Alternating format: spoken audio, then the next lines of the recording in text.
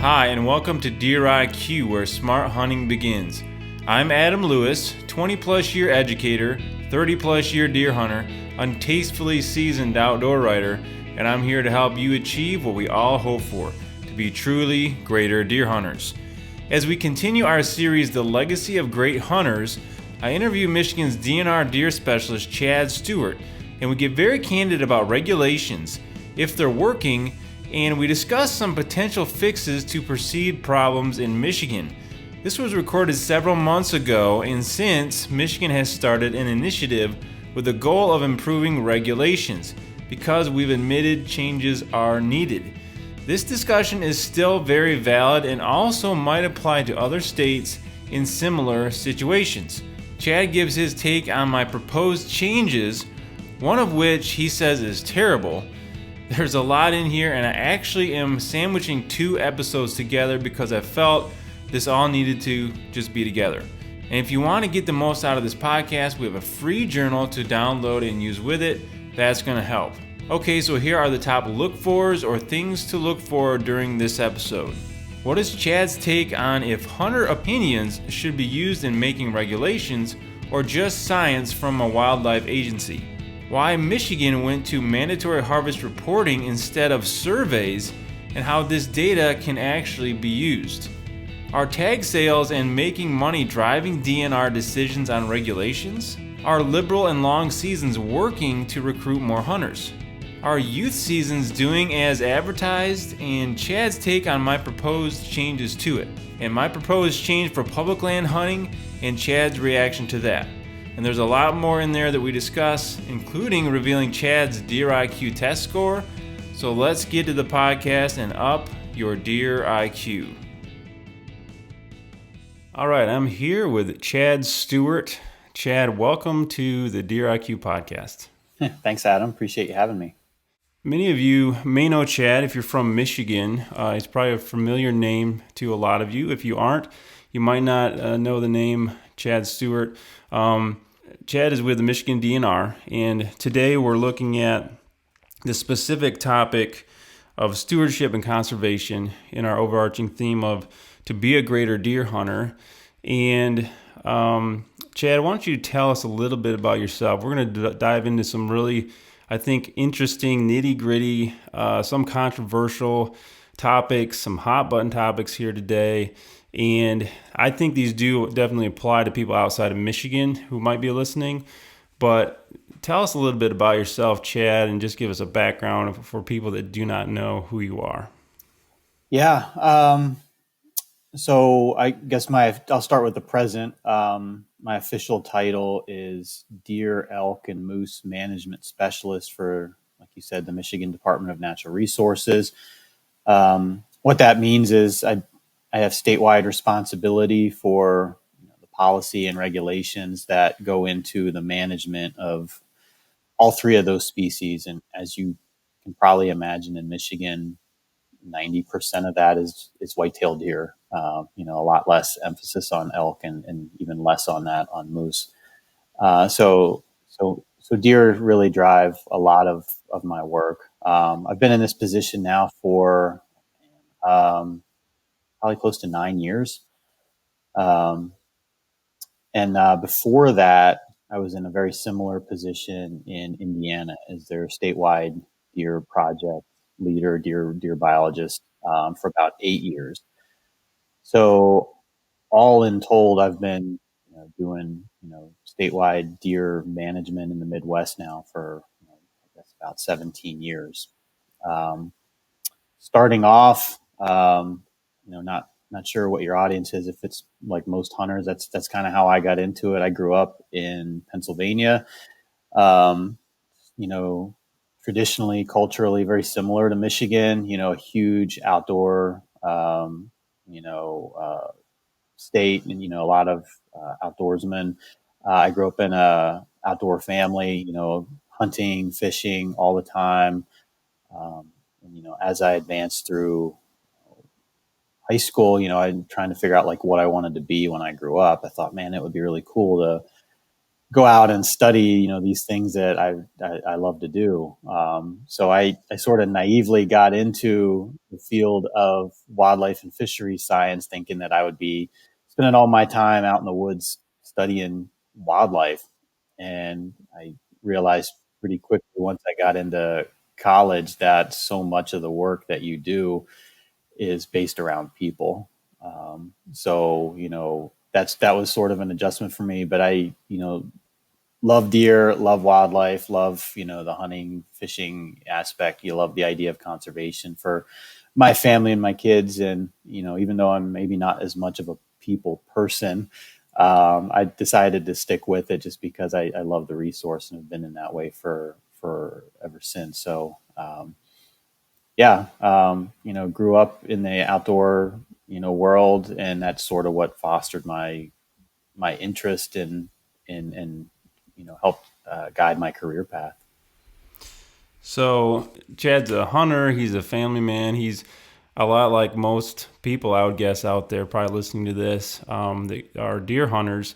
And I think it's interesting. You and I are similar in a lot of ways. One being I got into teaching, not realizing how much, which is naive as well. Like it's a people person business too, and you make adjustments if that's not your personality or whatever. That can be a difficult part of it, and it's part of the job. You think a DNR biologist or someone in that general area, you think of science. Well, there's a lot of people involvement there too. And as we get into this topic for this segment is, I kind of asked the question, the Michigan deer herd or the deer herd in general, if, people are thinking outside of Michigan, but the deer herd, whose responsibility is it? And looking at the ideas of conservation and stewardship. So we'll kind of start there. In your view, and I know you're kind of answering, I need to say this first, you are answering as maybe not Chad Stewart, the individual, but Chad Stewart, who works for the DNR. Is that correct? Yeah, I mean, I do have a little bit of latitude, and I can couch my answers and responses, based on maybe a department view that I, have to sort of stick in line with. But Right. For the most part, you're going to get my personal take on it. All right. I just want people to understand Yeah. that as we talk, So question one is, in your view, is there a difference between the terms that are kind of getting thrown around, conservation, wildlife conservation, and stewardship? Yeah, it's a good one. I would say that, those two, and this is just my opinion, right or wrong on it, for whatever it's worth. My opinion is that those two are really related. But there are some, I guess, subtle differences. So when I think of the word stewardship, I think of something that as an individual you are a part of, you oversee, et cetera. So it's much more of sort of a localized view of things. So, if you are a property owner, you are responsible for the oversight of that and, the subsequent stewardship and management of that property. And if you and your neighbors can all practice responsible stewardship, it all contributes to like a bigger picture in what I would consider would be a conservation ethic. So I would sort of view those two things as related, both important, but the stewardship is more of sort of a finer scale approach in terms of your individual actions and responsibilities feeding into a greater movement that is sort of a conservation, I call it ethic, conservation approach, in terms of what's trying to be accomplished. So to go off that, I think a lot of people don't understand or have a fuzzy understanding of that, and have a fuzzy understanding of maybe the roles of the government, I guess, institution of conservation through like the DNR and the individual's responsibility as well. So in your view, what is the real role of DNR versus individuals on a smaller level for resource stewardship and conservation? Yeah. So like the way I guess I view things is, our agency is tasked with, the management of the resource, and that resource. So just say white-tailed deer in this instance is the property of the people of the state. So this is what we call this public resource, or it's held in this public trust, which we as biologists, as agencies, are responsible for the oversight of that. Now, we set those regulations and try to determine a management direction using a host of different things, knowing that not everybody is going to agree on, the direction of a management, and in each location of the state, it might be different. So in some parts of the states, we might want more white-tailed deer. We might want older white-tailed deer. Other parts of the state, we might want far fewer because of associated conflicts with them, whether it's something like deer vehicle collisions or agricultural damage. So the agency role, or the department role, is trying to put this puzzle together. Knowing that oversight and holding this resource in the public trust is very complex and complicated. From the individual standpoint, that's a little bit different because, you're sort of using things, for your own resource. I tend to view white-tailed deer as a renewable resource that, is available to humans for consumption.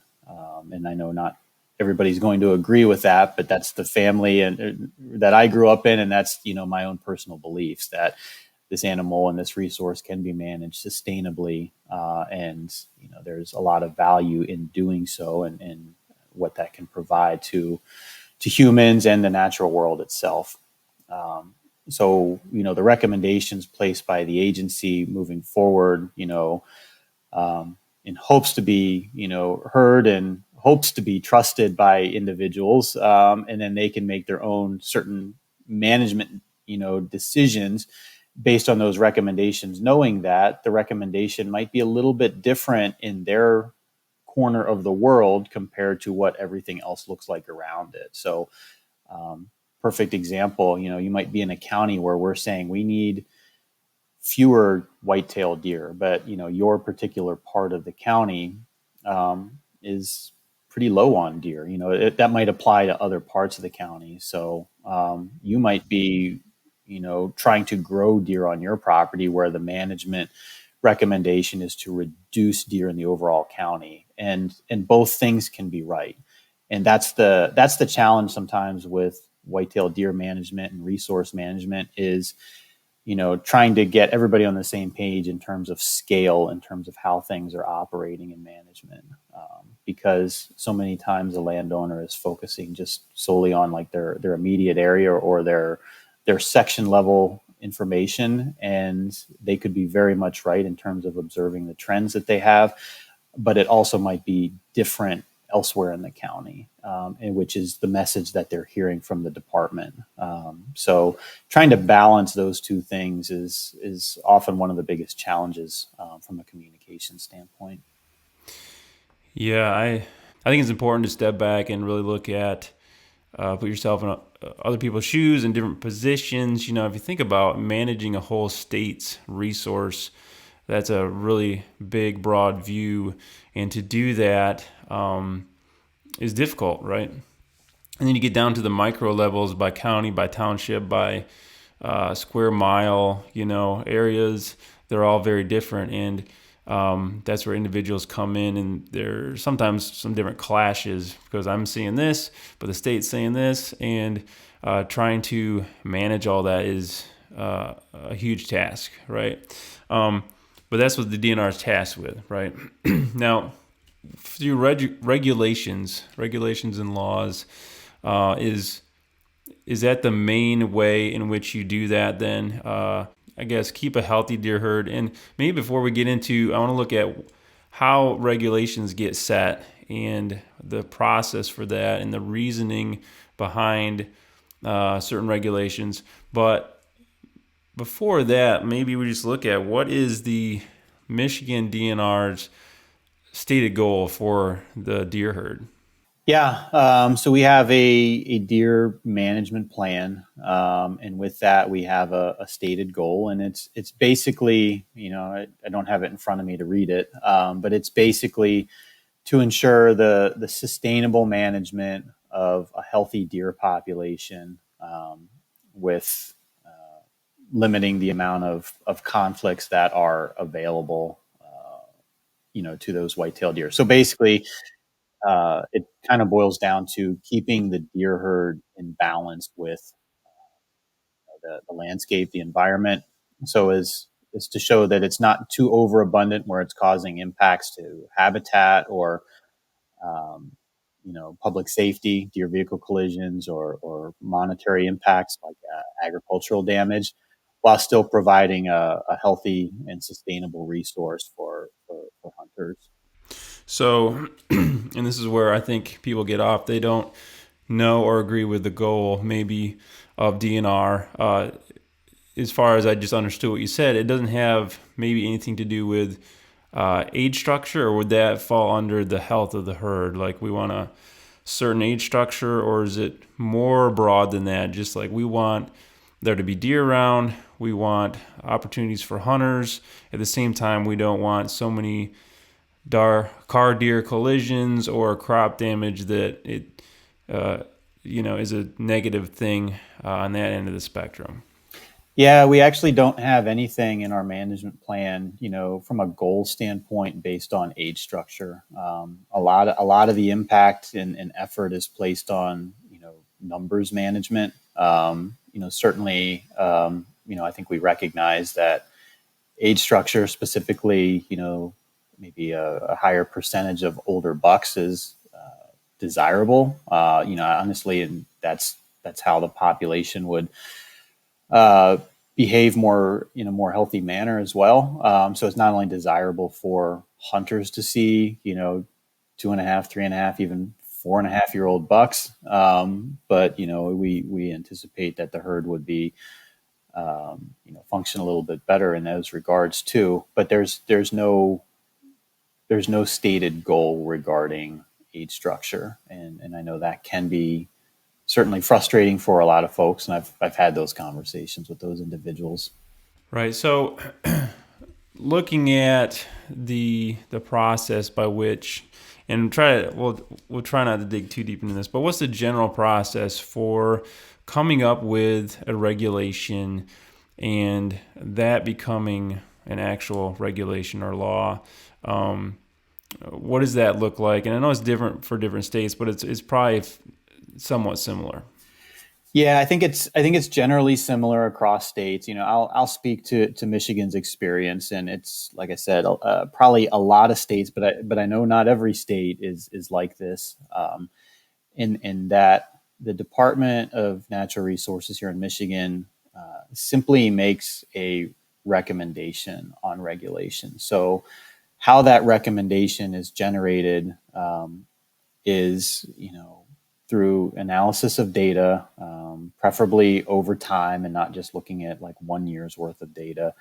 But you're collecting data, you're trying to develop some type of trend or estimate in terms of understanding what's going on with that data and how it relates to on the ground management. And then that is balanced with some sort of what I would call like social science or level of support or opposition for a management approach. And you take all of that information, you compile it into a regulation proposal that's usually handled at a much lower level, someone like myself and biologists and staff working together. And then we present that internally to our executive leadership. And provided that they sign off on it, and sometimes they do and sometimes they don't for various reasons, it basically goes public, and it goes along to be presented to what we call our Natural Resources Commission. And our Natural Resources Commission is sort of the checks and balances for our Department of Natural Resources. So they are the individuals who have the final say in whether or not our proposal turns into an actual regulation. Now, this Natural Resources Commission is a 7-member panel that have been appointed by either the present governor or previous governors. They have term limits that they abide by, and they all are representing different parts of the state. They also have different political affiliations as well. So it's the desire is to be fairly balanced. So we take our proposal before our Natural Resources Commission. Once it becomes announced, they accept public comment on that proposal. And then they wait a month and then deliberate, continue to take additional public comment. And then typically they make the decision the following month later on whether or not to either approve our recommendations, reject our recommendations, or change our recommendations. So they have the authority to develop amendments or make changes if that particular part of our conservation order is open, and make those changes based on either their preferences or what they're hearing from the public. And then they all vote on it, and it's a simple majority vote to make sure that either the changes pass or the regulations pass. Talking about the science, so where do you guys get the science from for these recommendations typically? Yeah, there's a lot of piecemealing that we put together. A lot of the data that we're getting comes from previous year's harvest data that we're compiling. A lot of the data historically that we've used here in Michigan has come from what we call our deer hunter survey. And that goes out to a subset of hunters, and we have a survey specialist that compiles this report together. It's close to 100 pages long, and he does this every year. And it includes all of the previous year's harvest data information, levels of participation. There's some license sale data in there as well. And then occasionally, as we work the year before to develop that survey, there might be some opinion questions as well. Do you like this regulation or that regulation? And then when we send that out in the survey, obviously we get the information back from that, and that's summarized in the report as well. That is, I would say, one of the foundational pieces for our data and our recommendations, because that allows us to show the impacts of our previous recommendations, whether or not it's been changes that have historically been made, and we're able to see how a season harvest increases or participation changes, how hunter effort changes in those seasons. And that helps us determine whether or not we're on the right path or not in terms of the direction we want to move our deer herd in. We also use data from other states. So this is a very small circle. There aren't too many deer management biologists or statewide program leaders out there. So we all kind of know each other, especially in the Midwest. We talk regularly. So if there's one state that's doing something and they're having a lot of benefit with it, we oftentimes reach out to one another and say, hey, can you explain this to me a little bit? This might have benefits in our state as well. So a lot of times we can use other states' data as well to support a recommendation or support why we're not doing a recommended change that the public might be interested in. So there's a whole host of things, and obviously there's a long list of deer research from various universities across the country that we tap into. We have a research department or a unit in our division of wildlife here in our Department of Natural Resources. They're very familiar with a lot of the work. They have really good relationships with some of the primary researchers across the Midwest. So they're very much keyed into a lot of the work that is being done. So if there's something out that we think is applicable to our state, we can use that to, again, try to support our recommendation. So you're using survey results, and in Michigan, that's what it's been for years and years, is just you send out these surveys to a certain number of hunters.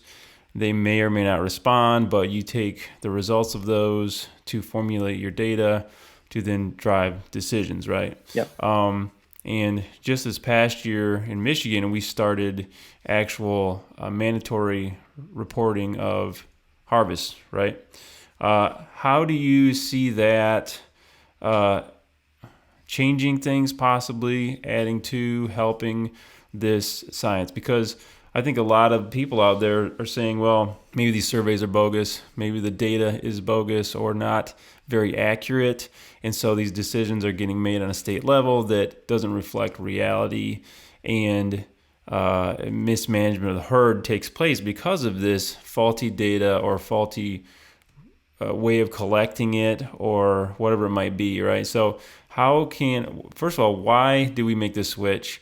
Because a lot of other states have been doing this for years and years and years.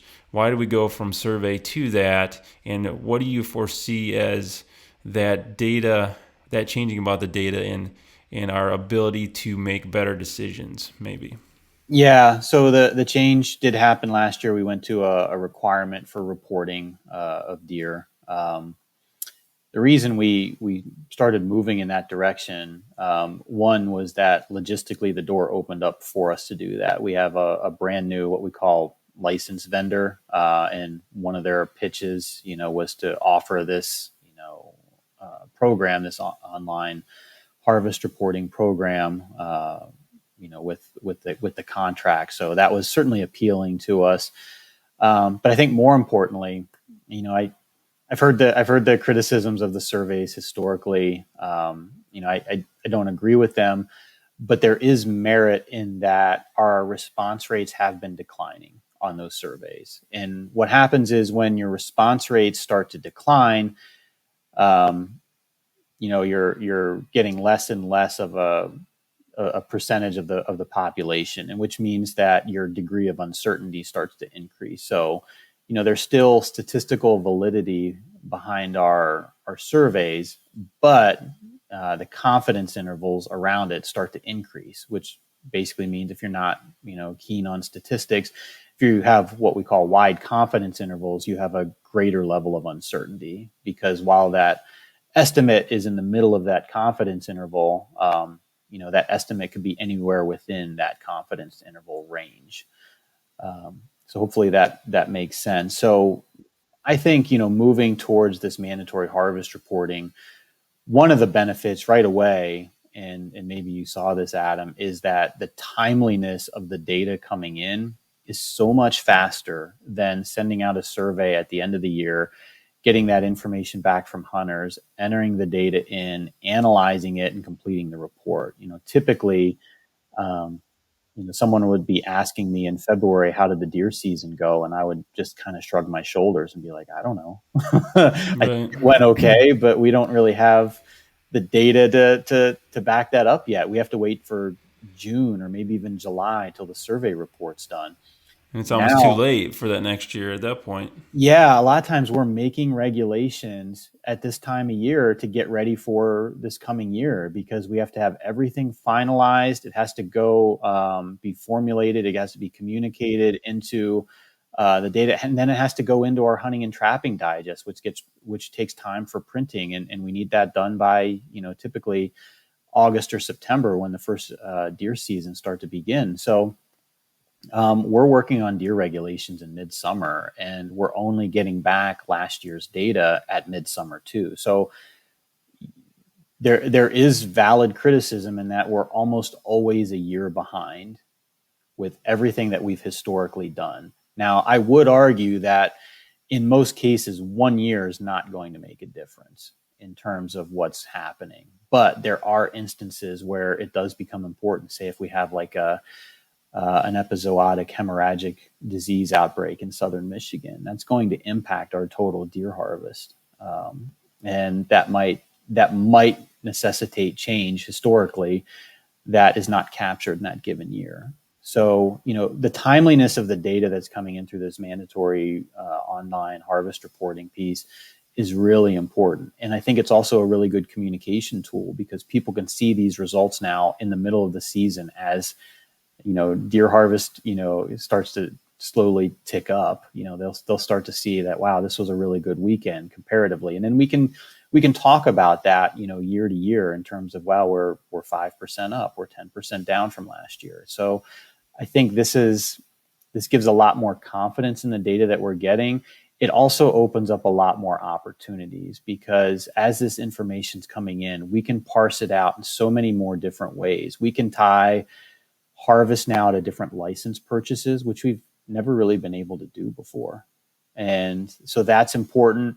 We can start breaking down the impact of, how long or short some seasons are. We get all the time that Michigan has such long deer hunting seasons, and that's why the deer herd are pressured and, in some places even declining, which is some of the claims that are being made. And what you see by looking at the data is that most of the deer hunting harvest is occurring on the first couple of days of the firearm season. And all of those extra days that we have in our firearm season are more for opportunity and less about pressure or impact to the deer herd. So there are so many different things that we can gain out of this data that we've never been able to achieve before. And then we can communicate, from my stance, the impact of regulations is by far the most important thing. There's a whole host of opinions about whether or not people like or don't like a regulation. But from my standpoint, what is the impact of that regulation? And that's how we try to base our recommendations. This is the impact. And then we can talk about, whether or not people like it or not. And maybe if they understand the impact, or at least how the department views the impact, maybe that changes or doesn't change their mind. But ultimately, that's how we try to base a lot of our recommendations.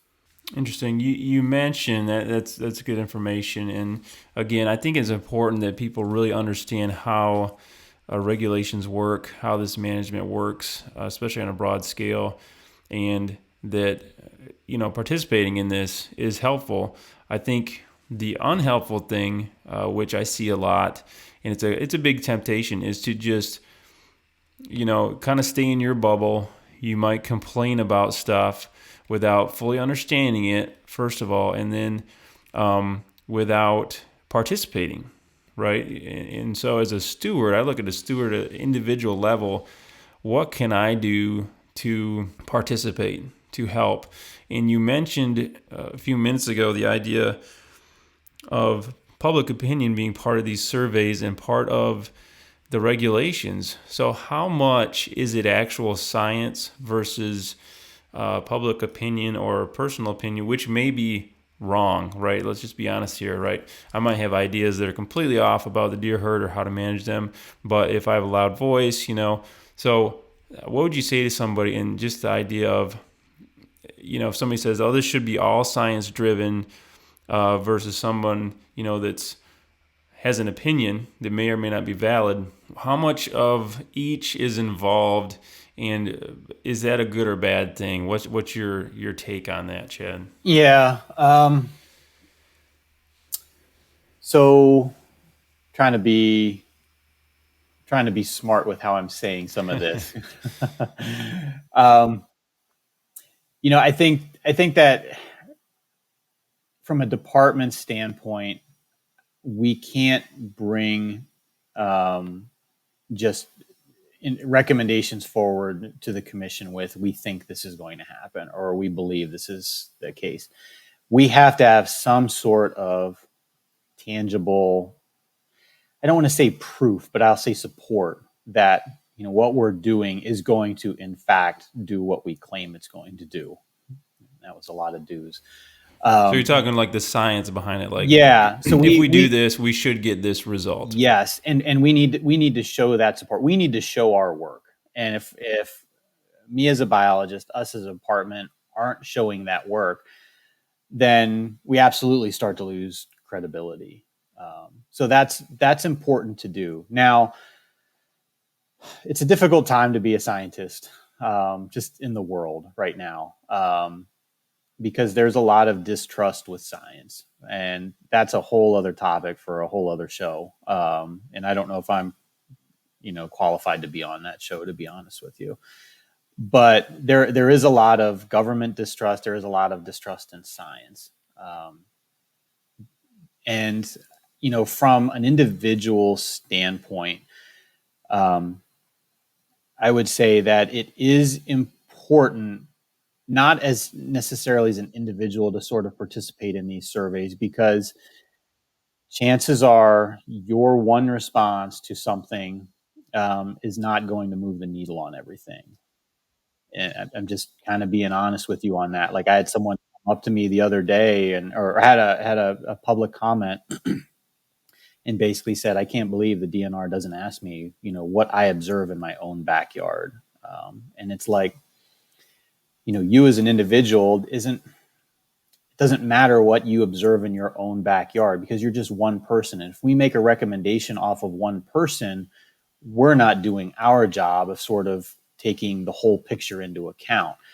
But your point of view is important to build up the collective. And I think maybe that's where you started with some of this idea about stewardship. Like, individually, the impacts might be very, very small, or it might be very localized. But when you start to have a collection of stewards together that are all working towards the same conservation goal, that's when you start to build support. And that's when you start to have a lot more power. And that's when, like, the DNR's recommendations become more powerful and more, what I would say, representative of the public. Is if we're only hearing from a handful of people, then it turns into sort of the squeaky wheel gets the grease sort of thing. But that might not be representative of what's happening. So it's important to get input from a lot more people, a lot of individuals on these things. And that's why, when we see survey results that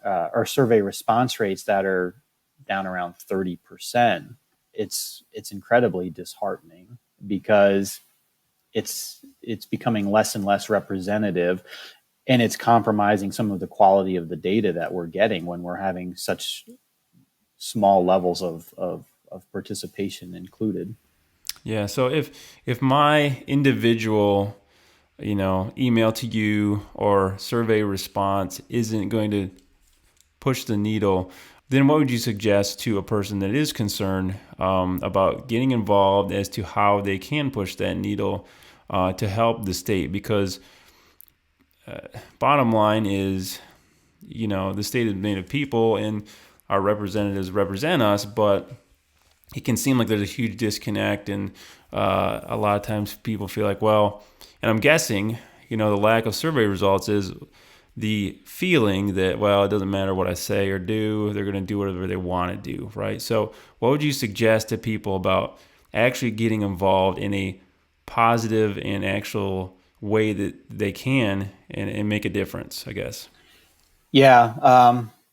I guess I would start by saying, don't hesitate to sort of go out on your own and, like, be an individual and provide comment.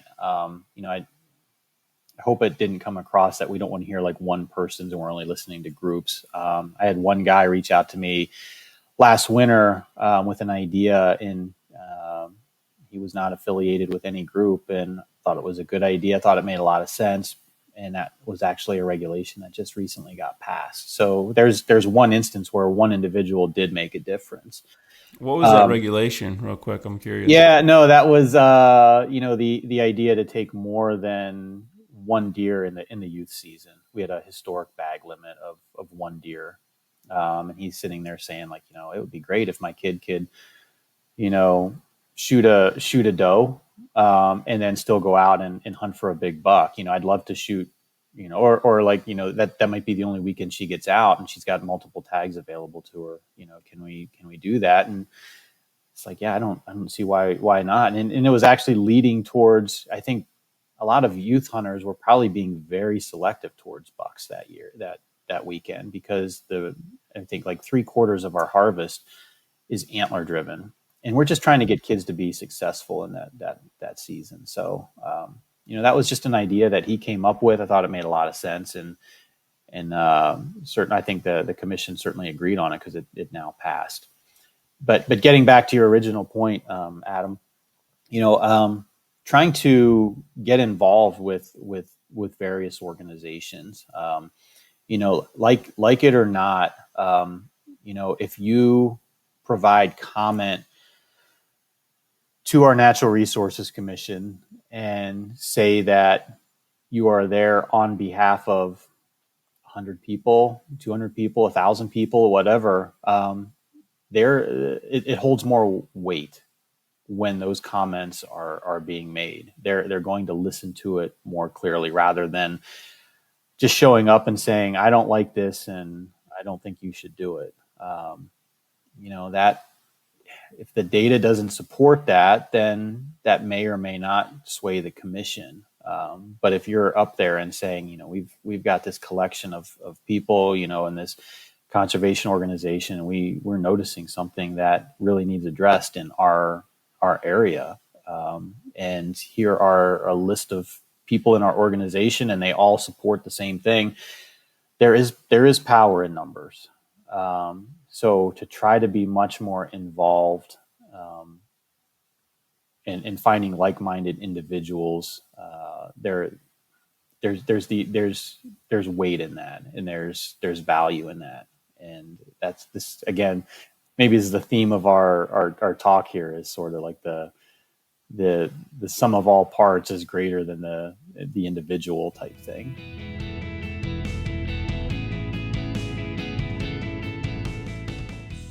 Okay, so here's your high IQ moment. Let's have an honest talk about opinions. Everyone has one, but does that really mean our opinions are valid? Many states take polls and offer public input to regulations, but is that working, and does it produce good regulations that achieve desired results? I recently put out a poll on our private Deer IQ Facebook page, which you can and should join in the link below, and I was surprised by the results. The majority of people felt that deer hunting regulations should be influenced 50% by hunter input and 50% by science from wildlife agencies. This is where I think we need to be very careful. Since opinions do not have to be informed by facts, statistics, or about results they produce, a wise steward would ask if opinions should be driving important regulations. I encourage all hunters to focus on knowing why we believe certain things or have certain opinions, and having good science, data, and arguments to back those up. That is something that I think is very important to think about. And if you're getting something out of this podcast, like, subscribe, or share depending on where you're watching or listening, so you don't miss any of our other great content, and consider sharing this with a buddy you think might benefit. That really helps the podcast grow and is greatly appreciated. And do you know your Deer IQ? Why don't you take our 10-question test and find out? Then compare it to a buddy that you're going to share this with and see who's smarter. And you can also compare it to our guests as well. That's linked below, and it's really easy to take. Okay, and now back to the podcast.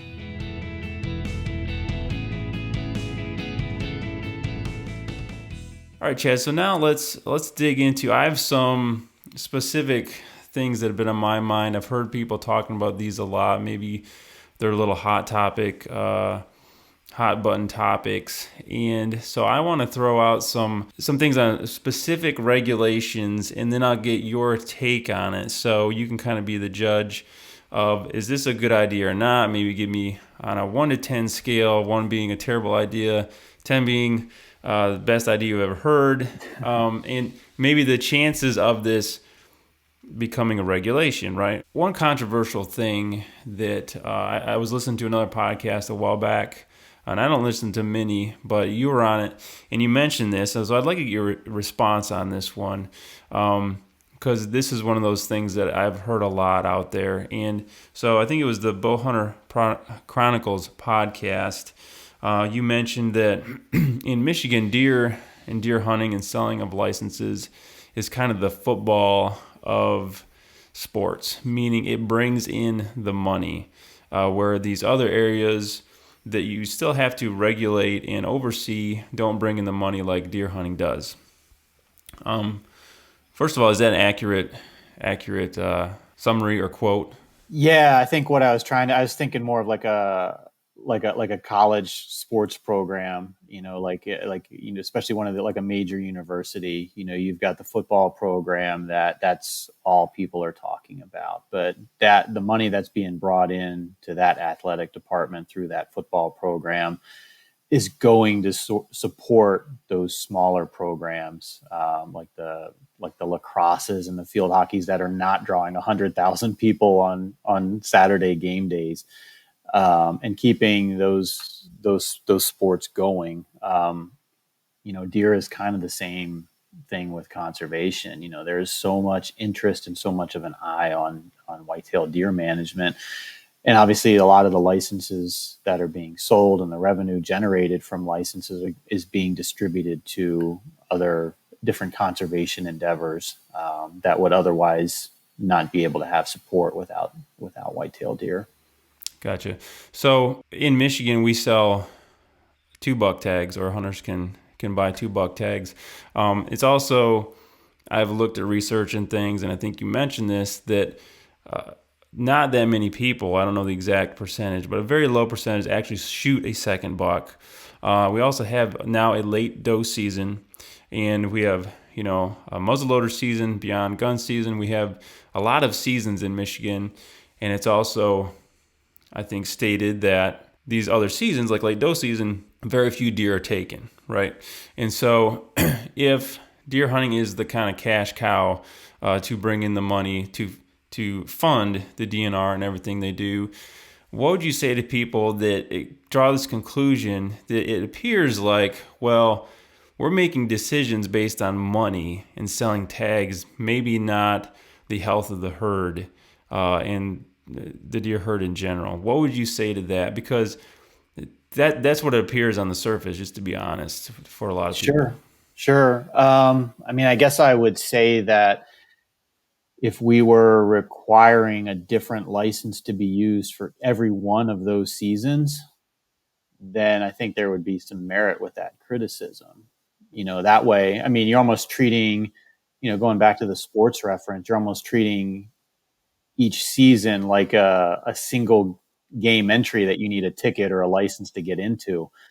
And if the more seasons that we schedule, the more tickets or licenses that you need, then we would definitely be trying to milk that for all it's worth. But to answer that criticism, I would say that's not how our license structure, at least in Michigan, works. You get a deer license, or you get an antlerless deer license, and once you purchase that license, you have access to all of those seasons that we have built in. So the creation of a new season or the lengthening of a season is already baked into whatever you're purchasing. We're not getting anything more from that. And in fact, we've tried to make things a lot more simpler and easier in recent years from a complete management standpoint, because, if you, and again, this is specifically Michigan speaking, if you rewind the clock, say, I think it's 4 or 5 years ago, you couldn't hunt antlerless deer in the lower peninsula of Michigan during the firearm season unless you had an antlerless deer license in most of the state. And what we saw was increasing trends throughout a lot of those areas. So we made the change to now allow your deer license, which was historically your buck license, to be used for an antlerless deer in that firearms and actually the muzzleloader season as well. And we made that change knowing that hunters have a lot more flexibility in terms of whether they want to shoot a buck or a doe with that license, where previously it was just a buck license in that season. And they would no longer need to purchase an antlerless license at this point because they have that baked in flexibility with that tag. Same thing with our antlerless license restructure that we had. Again, if you're not familiar with Michigan, it used to be that each antlerless license was individualized to a specific county. And not only within the county, we had a private land antlerless license and a public land antlerless license. So we had I think it was close to 100 different types of antlerless licenses that were available for hunters. So if you wanted to hunt in 2 different counties for antlerless deer, you would need 2 different antlerless licenses.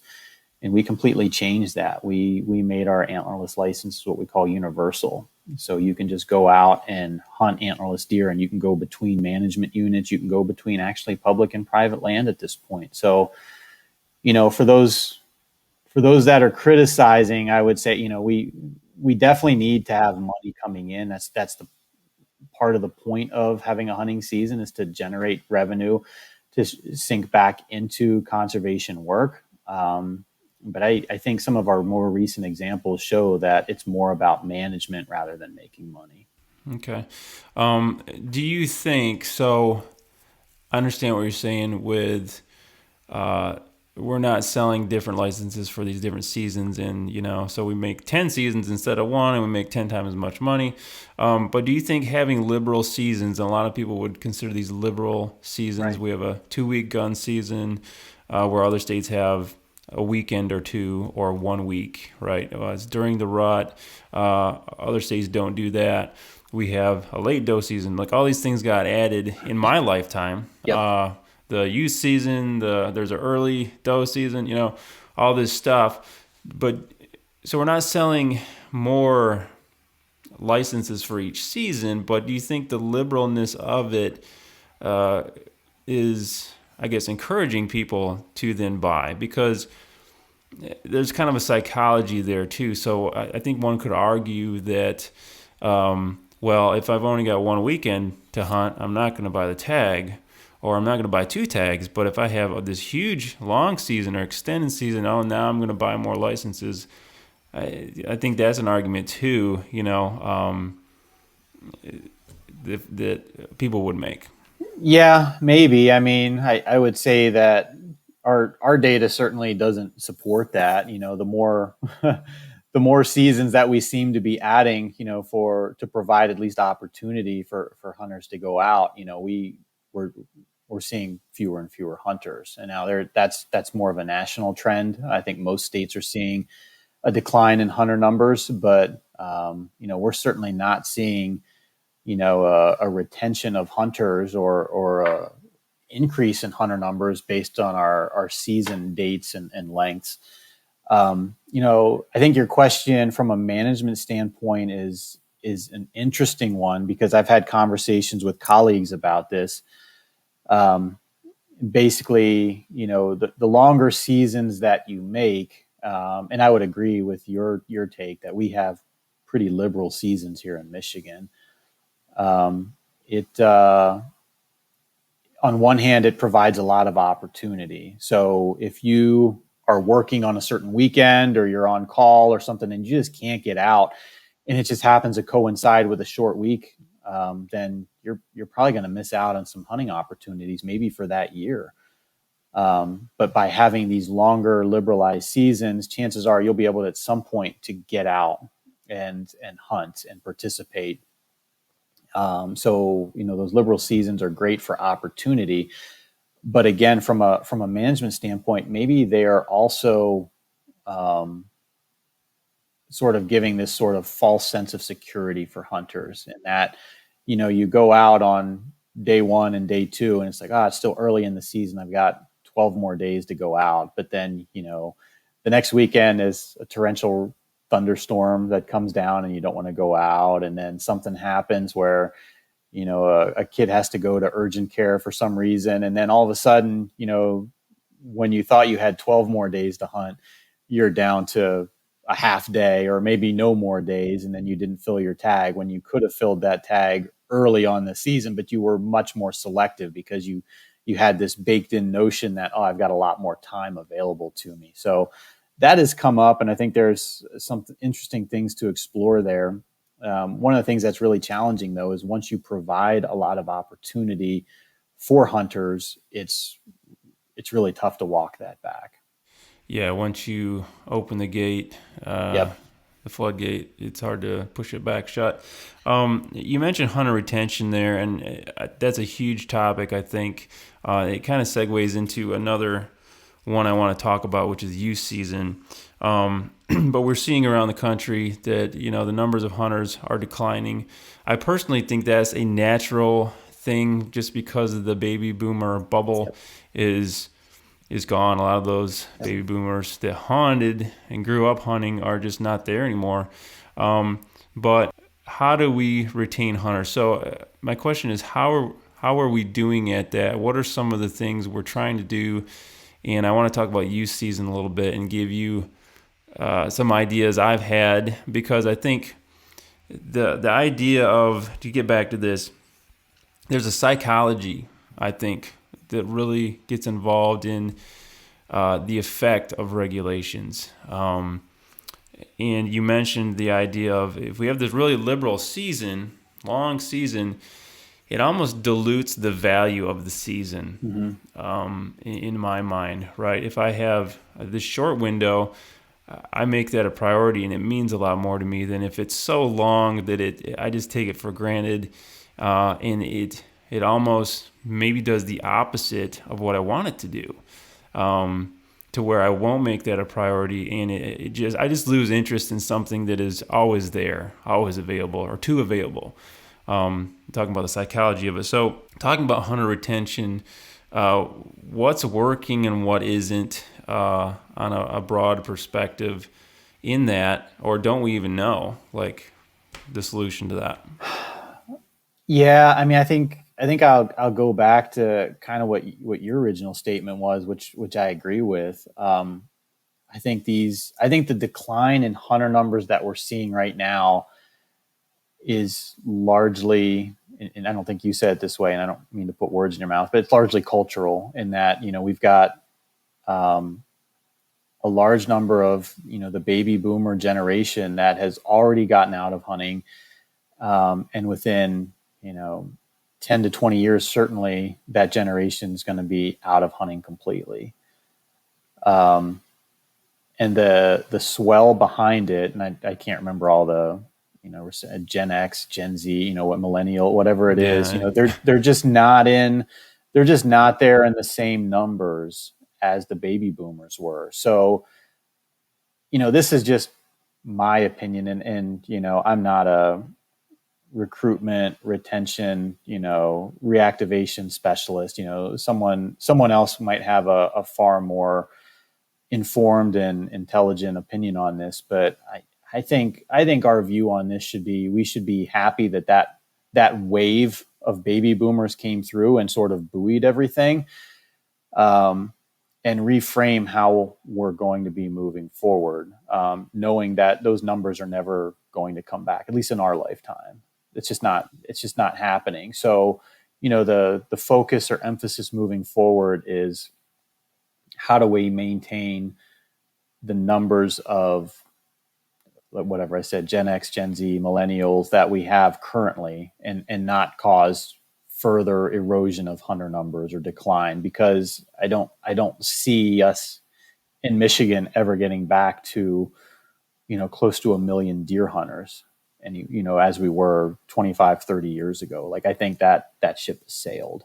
It's just not realistic.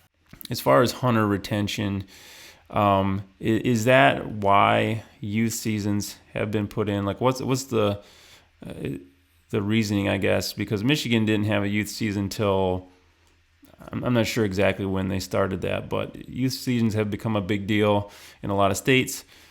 Is it because, or the goal being hunter retention? Yeah, that's a good question. I think most states probably developed their youth seasons, I would say probably in the mid 2000s to mid 2010s type time frame. And I think one of the ideas, at that point, I think you're just trying to look for, a lot of individuals and agencies at that time, I don't want to say they're grasping for straws, but they're just trying new approaches, right? They're like, let's see if we can reinvigorate a younger generation and get them hooked on hunting, by creating their own specialized season. And I think, I'm sure it's probably been said, when that youth season came here in Michigan, that this was meant to try to buoy or increase youth hunters and youth participation and ultimately hunter numbers in the long term. And if that was the stated goal, however many years ago when the youth season was created, it's hard not to look at that and say it didn't fail, right? Like it's like we're at way fewer hunter numbers now than we were before. So I don't think I don't think we can claim that anymore. I think really, and what I tell people now is like when they ask me what's the intent of the youth season, I don't say it's to recruit new hunters or anything like that. I think the people who are interested in deer hunting are going to hunt whether a youth season's available to them or if they just have to wait for the regular traditional deer seasons to show up. I view it as increased opportunity for those individuals and potentially an opportunity to get them, more success, or increase their chance at success at killing a deer some point during that year. Because, I'm starting to experience this now with my own kids. Weekends get eaten up really quickly with other things, whether it's, sports or birthday parties or whatever. And, when you're a kid who is, 8 years old, 10 years old, 12 years old, whatever, it's hard to compete with some of those other things, compared to going out and sitting in a deer blind and just looking over a field or a fence row or something and waiting for a deer to come by when they can be out having fun with their friends and eating birthday cake or traveling to wherever place and playing soccer with their friends and, whatever. So the more weekends that we can at least make available to those individuals to participate, I don't think is a bad thing because you're increasing the chances that you have a free weekend at some point, that they're not going to have to pick and choose between one of these other distractions. Gotcha. So I'm going to throw something out there and I want your honest opinion or take on it. So yeah, kids nowadays are competing with a lot of things. Some people have issues with youth hunting seasons. They think as well as, and I'm sure this happens, it's dad's or mom's opportunity to go out and shoot a big buck and say their kid did, type thing.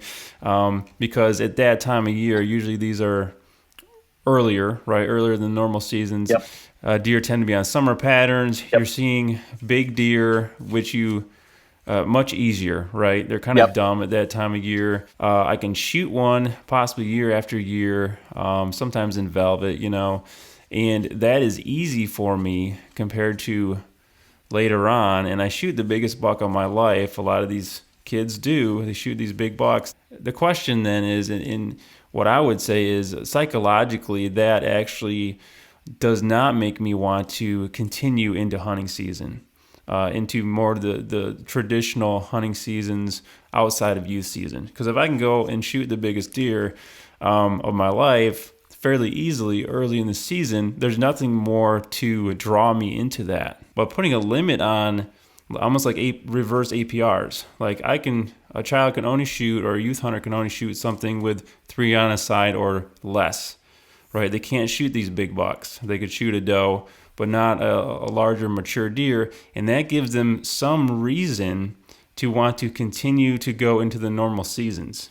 What's your reaction to that? Honestly, Adam, one terrible idea. Just my opinion. Okay. Why do you say that? Yeah. So I think there's a lot of assumptions being made. And ultimately, our view on it is that it's an individualized decision that is being made by the mentor of that kid in terms of how they want their experience to go.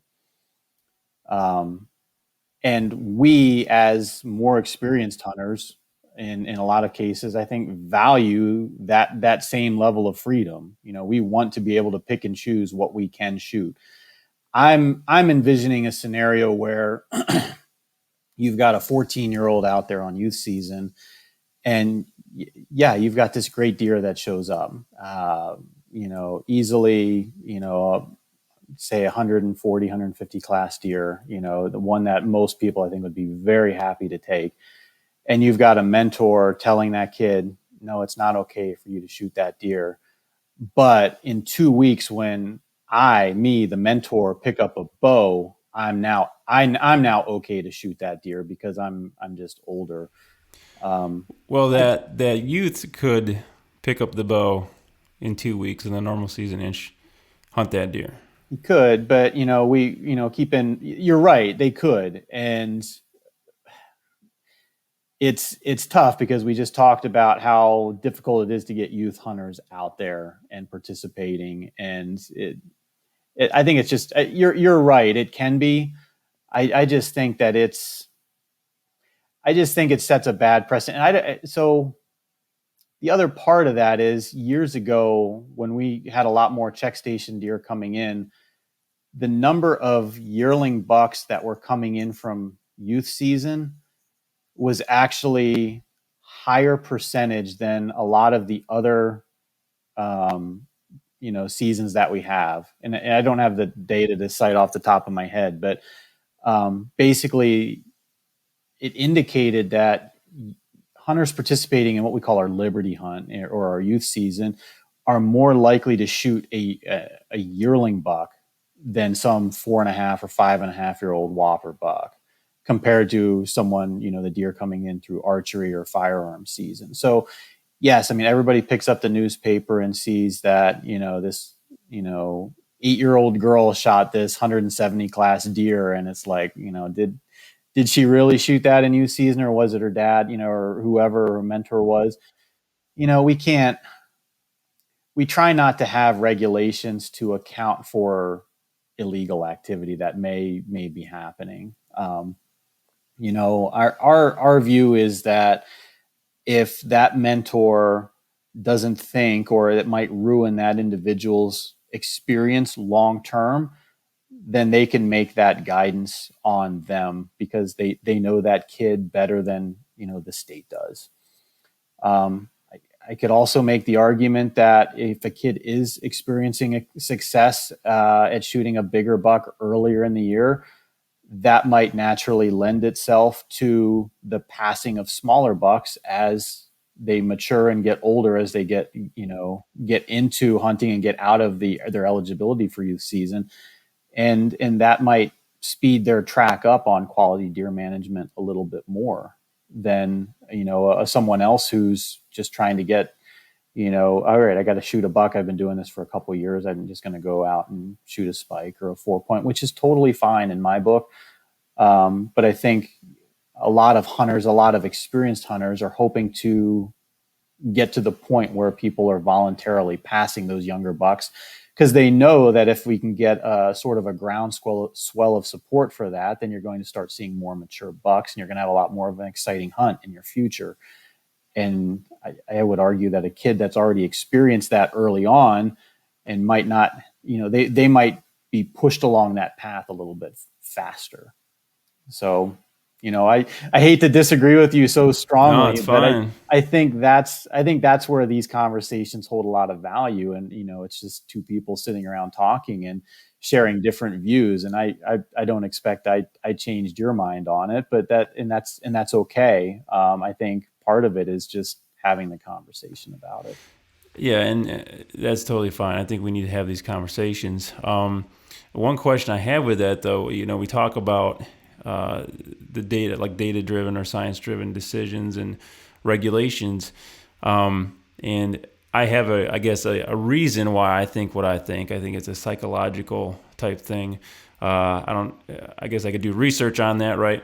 The question is, like, for this type of thing, do we have data or surveys, or could we get those to then determine and say, hey, yeah, look, this type of regulation produces this type of hunter retention? Like, do we have any of that, or do we have plans to somehow gather that information now that we've had youth hunts for a while? Like, what's working and what isn't, and then basing regulations on that. Like Adam's idea is crazy. Here's why, right? Yeah, we actually reached out to our licensed folks not long ago to ask about that. We've got this long history now of um, youth license purchasing. I guess I will say it Mm-hmm. that way. And what they told me, which makes a lot of sense, is that, well, actually, my question was, do we know that kids who are hunting in the Liberty hunt, are more likely to stick with hunting as they get older? And their response to me was essentially, just because someone's purchasing a youth license doesn't necessarily mean they're participating in the youth season, because that youth license is going to hold over to the regular season. So, I mean, to answer your question, no, we don't have really good data to support, whether the youth season is, contributing to any type of retention or not. Some of the license buying habits that we see from following individual hunters, because we've got their license purchase history, or whatever's tied to them, typically shows that you get this little bit of a swell as they get to be that like 10 to 16 year age, and then it dips once they get to about 17, all the way through probably their early 20s.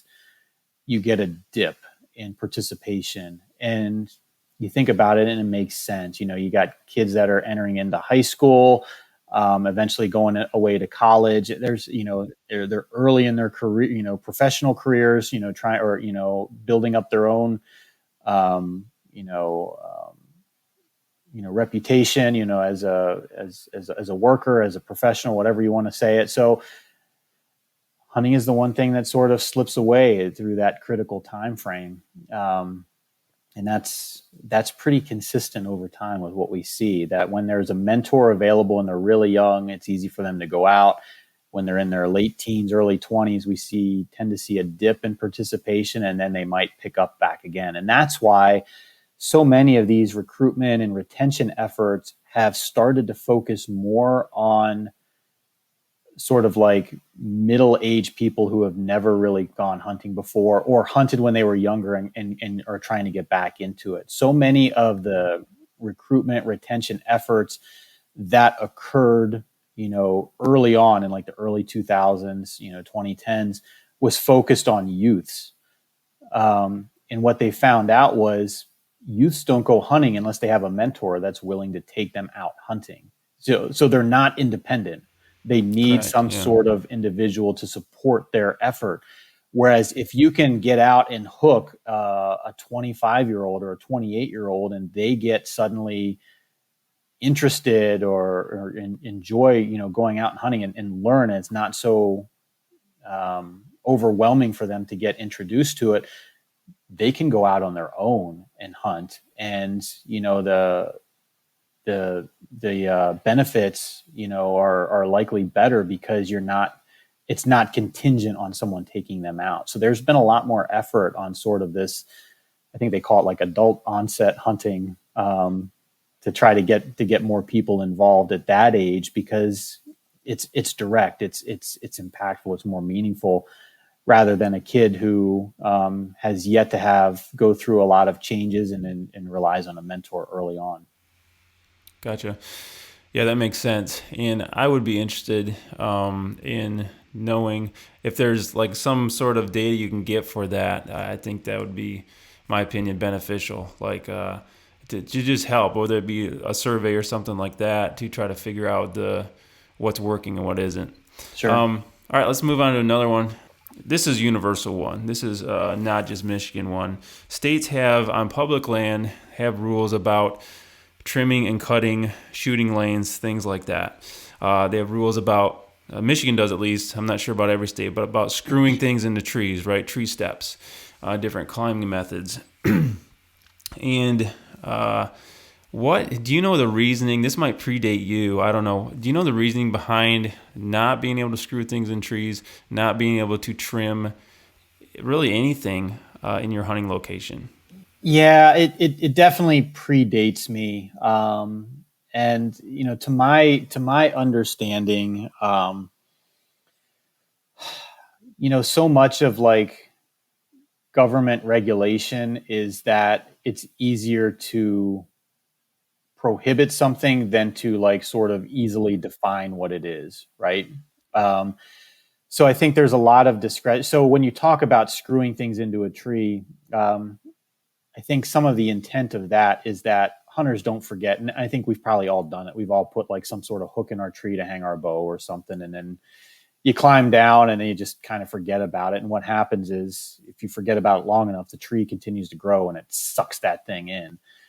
Um, so I think a lot of that probably comes from, especially on our certainly game areas, and as you get into like some of the state forest areas, those are all managed, and there's different cuttings that are involved. So if you forget one of those hooks and it kind of gets buried, you have the potential for a logger to go through and cut into a piece of metal that's buried into a tree somewhere, and nobody wants to really experience that. um, I think there's parts of that are involved from the trimming standpoint. My understanding is that's very much a discretional piece. I think going up and just sort of clipping a few branches here and there to give to clear a little space or to clear one spot is probably viewed as acceptable, even though it's written as illegal. I think what that's there to protect is a massive effort to cut down like lanes, especially from like a ground blind where you're taking a bunch of Correct. Yeah. seedlings and saplings out of the potential understory to take a deer. And a lot of forestry management practices might be dependent on some of those seedlings eventually turning into overstory trees. So it's like a gradient that occurs. So I think it's probably written to be more restrictive, and it's probably interpreted along a gradient from each individual officer, but it's written as much more restrictive. Yeah, and I think that's the tough part is because guys, you see this out there, like they don't want to touch anything Yep. because they don't know the DNR officer that they may encounter, which they probably won't, but may encounter how they would interpret that law and write them a citation, do whatever, right? And so there's this hands-off kind of like I can't trim anything. What are the chances of those changing? Because in my mind and from hunters' perspectives, I think some of these are ridiculous regulations, right? If I'm out bow hunting and trying to use public lands, which I co-own, I guess you could look at as a resident of the state, and I've got this little twig in my way and I can't trim it. What are the chances of having more, like you said, hunter-friendly regulations in, like you can trim things like this but not like that would allow some leeway there? Yeah, I mean, I gave you a 1 on the first one. I'll give you a 9 or 10 on this one. This topic, to be honest with you, doesn't really come up, at least in my world. But maybe there's a lot more discussion happening on this topic outside, and it's just not simply communicated up, at least to the department level or certainly the biologist level. Okay. I think there would be absolutely a willingness to review some of those things, and especially if there was some sort of guidance provided, or like these are the things that just to provide a little bit more clarity in what can and can't be done rather than this sort of broad brushstroke. I think that's something that there would be a lot of receptivity to that, and certainly there would be some other voices that would be weighed in, and I can't vouch for who those voices are or what those voices would say. But to my knowledge, I think this is one of those regulations that probably was said a long time ago and largely forgotten.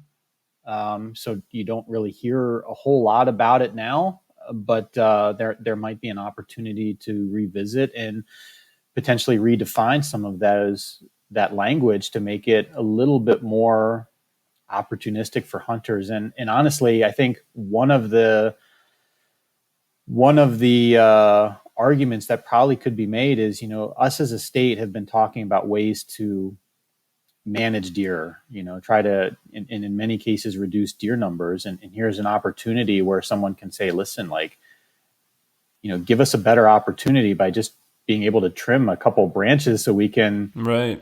get an arrow to our deer without having it plink off several different branches, or open up some more opportunity for some kill sites, because just because there's a deer trail there doesn't mean that the deer is going to go exactly at that location. It might kind of circle around. So just give us a little bit more opportunity to be successful. And if it's just a simple matter of pruning a couple branches here and there makes the difference between taking a deer or two out, then I think that's something that is well worth the investment.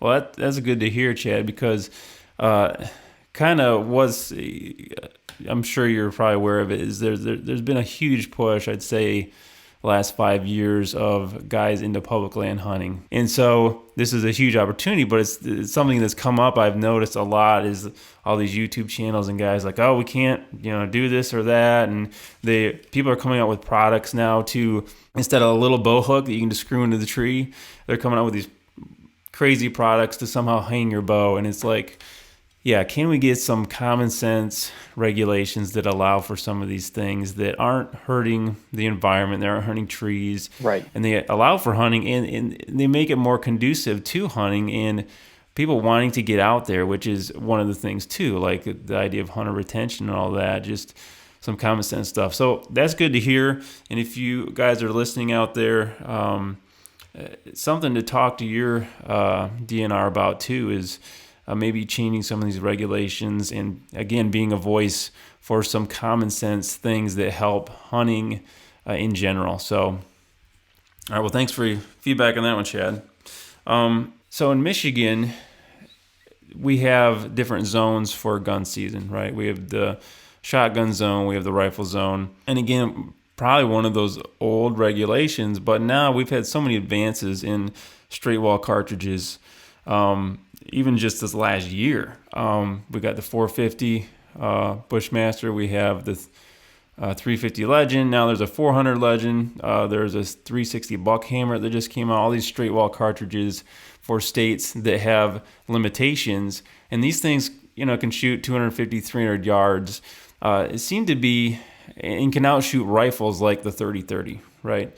So at what point is there going to be a revision of our zones in Michigan, or what you can shoot where, because it seems like the regulation is behind the technology in this case. Yeah, for sure.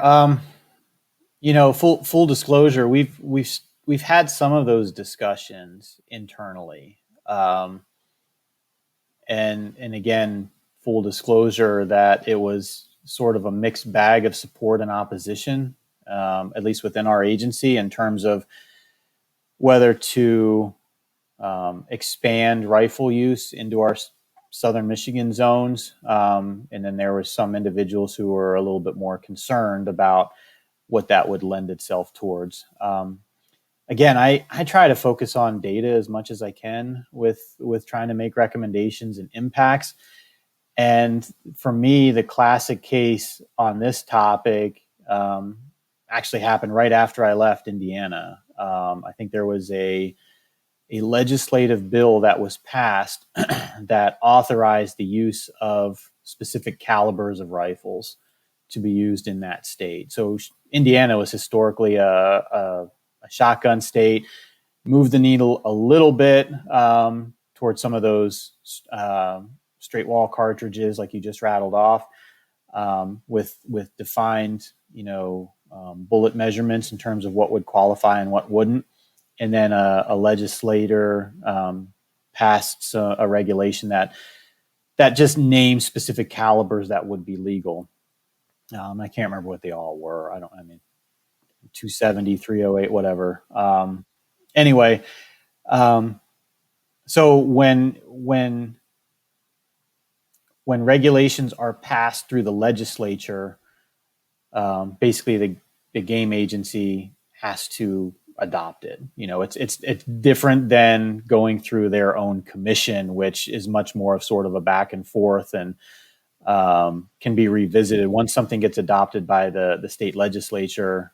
It's pretty much in place, and it's much more difficult to change, which is why a lot of states prefer to go through their commission to change game laws and keep those regulations out of state legislatures. But in speaking with my counterparts in Indiana, there was a huge transition from what hunters used previously to which was shotguns and those straight-walled cartridges, straight-walled rifles, to these newly adopted, newly allowed rifles that could be used. It didn't necessarily impact the harvest, didn't increase participation or anything like that. It just completely shifted what people took out into the field with them. And I think most importantly was that they haven't really noticed an increase in accidents, which is always the concern, which is historically why that regulation is in place and why we have those different zones in Michigan. It's because you have flatter ground. It's much more open. If somebody shoots a deer on a skyline somewhere and misses, or it passes through, that thing's going to go for a while and you don't know where it's going to land. Whereas, the chances of that happening with a slug or one of those straight-walled cartridges is greatly reduced. My opinion on this, Adam, is that I think the responsibility should be held with the person firing the weapon ultimately, and knowing what the ballistics are of the weapon that they choose. So, from my standpoint, I'm fully supportive of that type of expansion.